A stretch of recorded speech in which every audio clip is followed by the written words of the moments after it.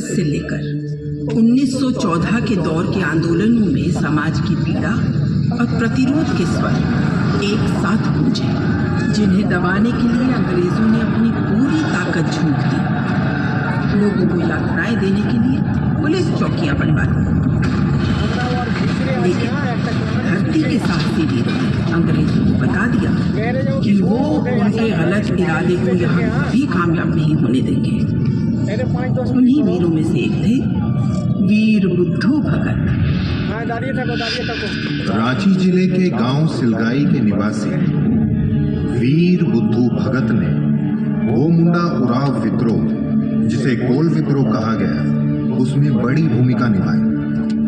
उन्होंने अपने समर्थक क्रांतिकारियों को पारंपरिक शस्त्रों से लड़ने की नई शैली सिखाकर उन्हें अंग्रेजों के सामने मजबूती से खड़ा किया। उन्हें गिरफ्तार करना अंग्रेजी सरकार के लिए चुनौती बनी हुई थी।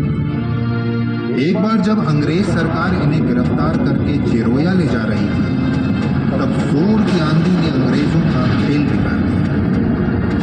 क्रांतिकारियों ने इसका लाभ लिया और वो भगत को वहां से निकालने में कामयाब हो गए। चिड़ी हुई सरकार ने और ज्यादा तैयारी से उन्हें सिलगाई में घेरा।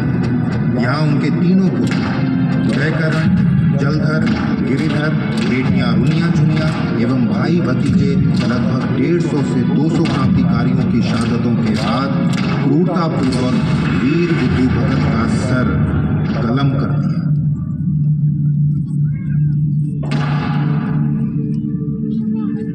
अंग्रेजों के अत्याचार के खिलाफ आदिवासी समाज का उबाल बढ़ रहा था।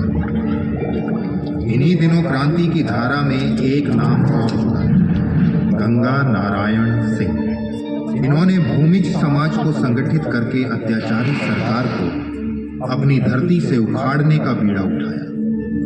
गहरी समझ, साहस और कुशल रणनीति के बल पर गंगा नारायण सिंह ने सरकार को यह एहसास दिला दिया कि समाज अपनी धरती, अपने स्वाभिमान की लड़ाई में मर भी सकता है और मार भी सकता है। गंगा नारायण का प्रभाव बढ़ रहा था और दूसरे समाज के लोग भी इस धारा से जुड़ने लगे थे। बस अंग्रेजों ने इस नाम को पूरी तरह से मिटाने की ठान ली। देश का दुर्भाग्य कि उस समय कुछ सरकारी नुमाइंदों के अलावा हमारे शासक जमींदार भी अपने सुख और लालच के लिए अंग्रेजों के घुटनों पर बैठकर उनका साथ दे रहे थे। ठाकुर चेतन सिंह ने अंग्रेजों के इशारे पर षड्यंत्र रच के गंगा नारायण की हत्या कर दी और शहीद गंगा नारायण का सर काटकर कप्तान विल्किंसन के पास भेजा। इस प्रकार अपनी धरती की लड़ाई लड़ते हुए एक और योद्धा गंगा नारायण सिंह शहीद हो गए।